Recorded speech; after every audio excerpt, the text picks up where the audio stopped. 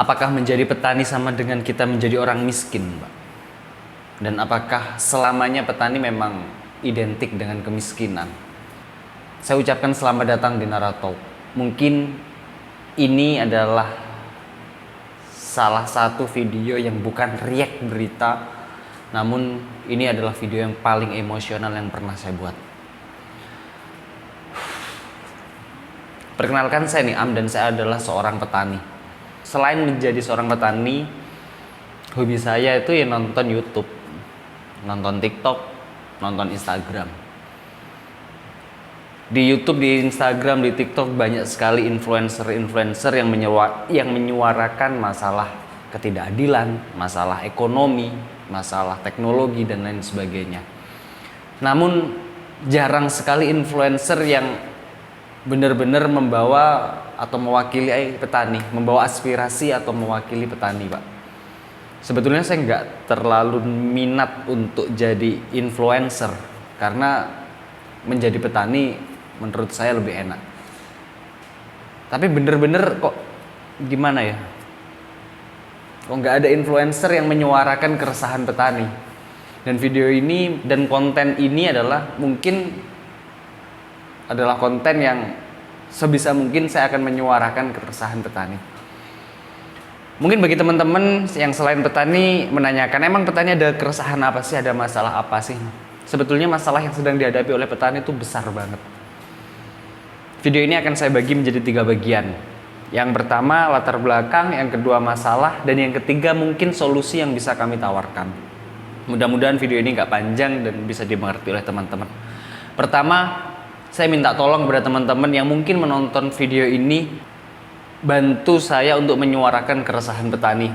Karena ketika masalah di dunia pertanian selesai sama dengan menyelesaikan masalah di Indonesia. Emang kenapa? Petani itu jumlahnya lebih dari 29% penduduk Indonesia. Artinya mayoritas penduduk Indonesia berprofesi sebagai petani. Namun tingkat kesejahteraan kami itu paling rendah. Kalau teman-teman buruh demo gaji 3 juta kurang, gaji 2,5 juta kurang, kami pendapatan per bulan yang benar-benar petani gurem itu nggak lebih dari 1 juta, Pak. Dan kami masih bisa survive. Kami nggak mengeluh. Kami nggak dapat tunjangan, kami nggak ngeluh. Ketika tanaman kami hancur, kami nggak ngeluh. Ketika tanaman kami nggak panen, kami nggak mengeluh. Dan ketika harga komoditas tanaman yang kita tanam jatuh, kita nggak ngeluh. Karena petani yang tidak pernah mengeluh kepada pemerintah seolah-olah dianggap baik-baik saja. Bukannya kalian mengeluh pupuk subsidi, itu yang mengajari pemerintah. Pemerintah ngasih kami subsidi pupuk 1 karung harganya 100.000 sampai 125.000, akhirnya tiba-tiba dicabut pupuk subsidi seperti itu atau dipersulit pembagiannya atau bahasa kalian mungkin dibatasi. Sehingga ketika kami beli di pasar itu harganya sampai 600.000, 500 lebih lah. Jadi kami shock dari 100.000 menjadi 600. Ya akhirnya kami berebut. Alasan kami berebut kenapa? Kami melakukan penghematan sehemat-hematnya. Ya teman-teman, ketika harga BBM naik mungkin dari 7.000 ke 7.500 saja dulu ya juga ributnya kayak apa. BBM naik dari 7.000 ke 10.000, kalian ributnya kayak apa? Ini dari harga 100.000 ke 500.000. Ya mungkin yang kalian lihat itu kayak petani masalahnya hanya di masalah pupuk. Sebetulnya tidak, Pak. Tanpa masalah pupuk sekalipun, petani sudah memiliki masalah besar. Masalah yang dihadapi petani itu adalah kepastian harga, Pak. Kita tuh tidak memiliki kepastian dalam tanaman yang kita tanam. Benar-benar tidak ada kepastian. Yang bisa kita lakukan ya hanya berjudi. Kira-kira nanti tanaman apa yang mahal ya? Oh, cabai. Udah kita tanam cabai. Di end of the day, ketika harga jatuh, ya udah yang kita bisa lakukan ya menerima.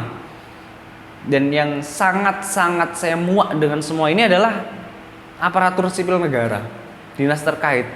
Ketika harga satu komoditas naik, ya seolah-olah kalian turun ke lapangan foto-foto. Ketika tanaman yang kami tanam itu memiliki produktivitas yang bagus, kalian datang, kalian foto-foto seolah-olah kalian yang menyelesaikan problem itu, padahal kenyataannya juga tidak. Masalah kepastian harga ini adalah masalah krusial yang ada di dunia pertanian. Saya ambil contoh. Dalam 3 kali penanaman itu sudah hampir bisa dipastikan yang satu itu pasti gagal. Entah harganya yang murah, entah tanamannya tidak panen. Yang tanaman kedua itu 50-50. Dan yang tanaman ketiga mungkin laba atau enggak. Jadi nggak ada kepastian kalau tanaman ketiga itu pasti laba itu enggak. Akhirnya yang bisa kami lakukan saat kami mendapatkan profit itu ya melakukan penghematan sehemat-hematnya. Sehingga ekonomi di desa tidak berputar itu karena kenapa? Ya kami melakukan penghematan sehemat-hematnya. Bisa ditanyakan mungkin dari buruh pabrik. Hitung-hitungan kalian makan makanan di warung yang enak kayak sate, rendang, mungkin lebih banyak kalian daripada kami. Bukan karena kami bisa memenuhi kebutuhan kami sendiri di desa. Oh bukan, itu hanya narasi yang seolah-olah menganggap kami sejahtera. Enggak. Kami itu melakukan penghematan. Kami merebus daun singkong dikasih santan sayur singkong itu ya melakukan penghematan. Karena profitabilitas yang kami miliki, sedikit yang kami miliki itu harus kami save untuk kami bisa nanam di periode selanjutnya. Makanya di konten-konten saya di Naratalk, saya nyindir-nyindir para cawapres itu, harapan saya benar-benar membawa menuju industrialisasi sektor pertanian atau apalah bahasanya itu loh. Bukan masalah alsistan, alat pertanian itu bukan. Tapi masalah kepastian harga dulu. Menurut saya pertanian itu bisa dibagi menjadi 3 kelompok. Kelompok pertama, petani yang memiliki tanah yang subur. Kelompok kedua, petani yang memiliki tanah yang kurang subur. Dan kelompok yang ketiga, petani yang akan eksplor lahan baru. Ya mungkin food estate masuk di kategori ketiga. Petani yang memiliki lahan subur, yang memiliki knowledge yang tinggi, dari kecil sudah menjadi petani sampai akhirnya dia berkeluarga menjadi petani, knowledge-nya bagus, lahannya subur, itu aja belum tentu kaya. Oh jangankan kita ngomong kaya Pak, belum tentu memiliki kehidupan yang layak. Jangankan petani yang tahap kedua atau tahap yang ketiga, seperti food estate, mana yang sukses? Kita nggak usah bilang bagaimana cara meningkatkan produktivitas tanaman padi di sawah. Petani yang benar-benar petani tulen itu bisa kok meningkatkan produktivitasnya. Tapi faktanya ketika biasanya panen raya harganya pasti jatuh. Dan di mana kalian para dinas terkait? Dinas perdagangan, Bulog. Di mana kalian? Gak usah diajari cara menanam cabai dengan produktivitas tinggi. Oh, petani bisa Pak, pintar. Tapi saat panen raya bagaimana? Kalian Bulog, ID Food, Kementerian Perdagangan, Pertanian mana? Di saat ada musim petani susah menanam karena mungkin ada embun tepung, ada hama, di mana kalian para dinas pertanian? Yang selalu kalian narasikan hanyalah kesejahteraan, bullshit semua itu. Gak ada kesejahteraan jika 2 masalah di sektor pertanian belum diselesaikan. Pertama, kepastian harga. Kedua, kontinuitas petani dalam memenuhi kebutuhan pasar secara proporsional. Maksudnya apa itu? Petani itu gak kontinu dalam memenuhi kebutuhan market. Ada satu saat atau satu momen kita bisa memenuhi kebutuhan market secara over. Disebabkan ya di musim itu kita bisa menanam tanaman dengan mudah. Akhirnya satu nanam bawang merah, dia anggap mudah, semua menanam bawang merah sehingga kebutuhan di market over, harganya jatuh.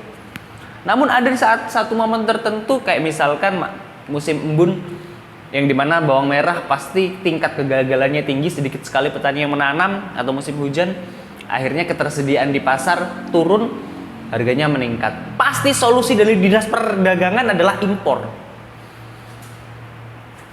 Kalian benar-benar tidak memikirkan nasib di sektor pertanian.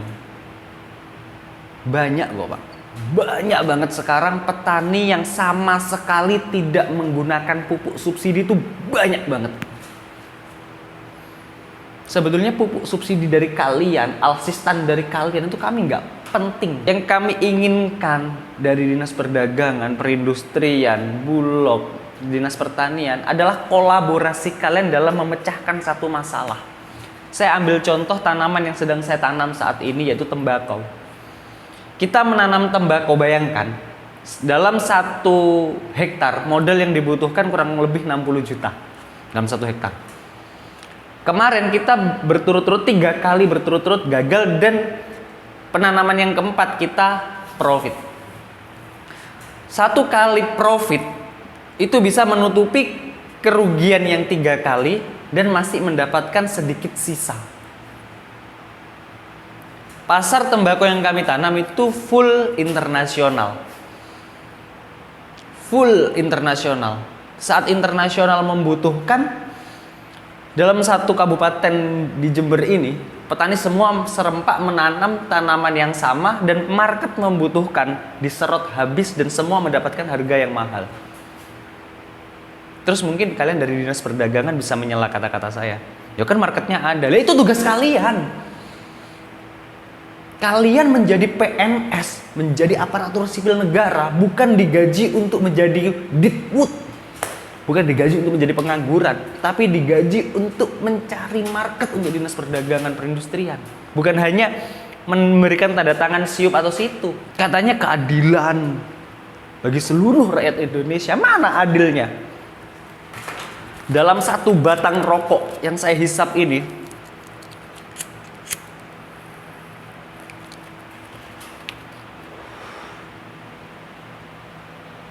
cukainya hampir 700 per batang. Pendapatan negara dari cukai 200 triliun lebih. Uang dari negara yang kembali ke petani kurang dari 3 triliun. Uang untuk kalian para PNS lebih dari 200 triliun.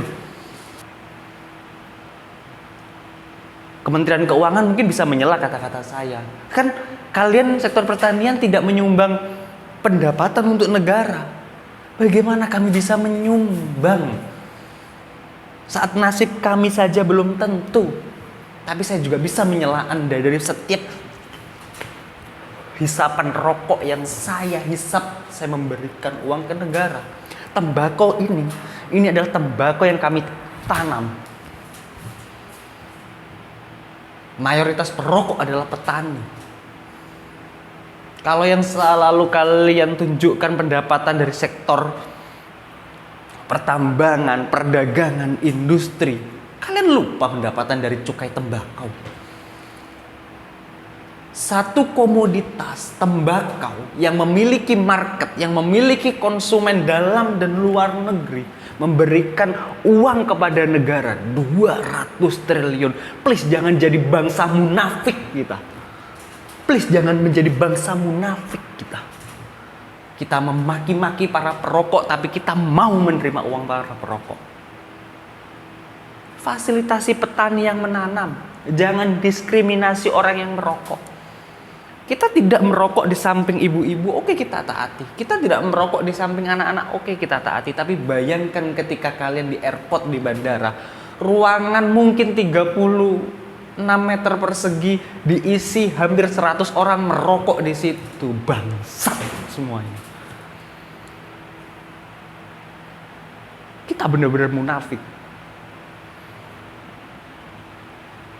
Saya kok punya ide seperti ini ya.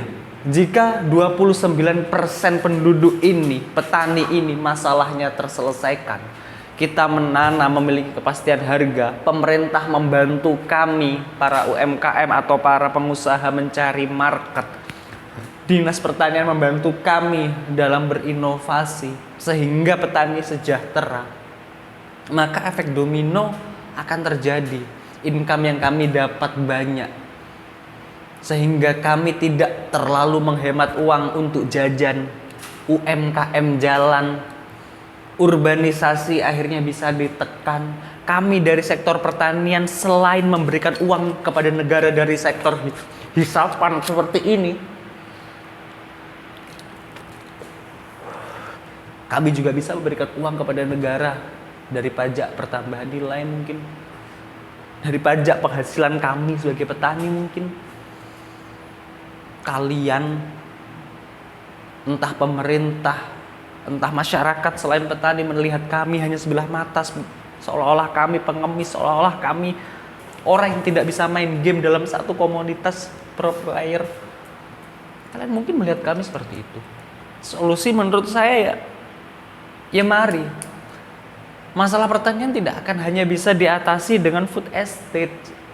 Saya pernah ngebuat video di channel si media mungkin 2 tahun yang lalu saat awal-awal food estate, dan pasti waktu itu saya memastikan pasti akan ada masalah karena menyelesaikan masalah di sektor pertanian itu lama.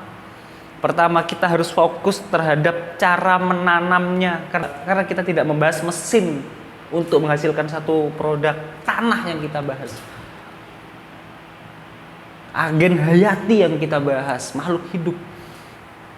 Kita membahas perilaku petaninya, musim yang kita bahas. Setelah komoditas terbentuk, baru kita naik di market untuk bisa menentukan kepastian harga. Baru kita naik lagi ke teknologi seperti greenhouse mungkin, sehingga di musim apapun kita bisa menanam, sehingga penggunaan air bisa dikurangi seperti hidroponik mungkin.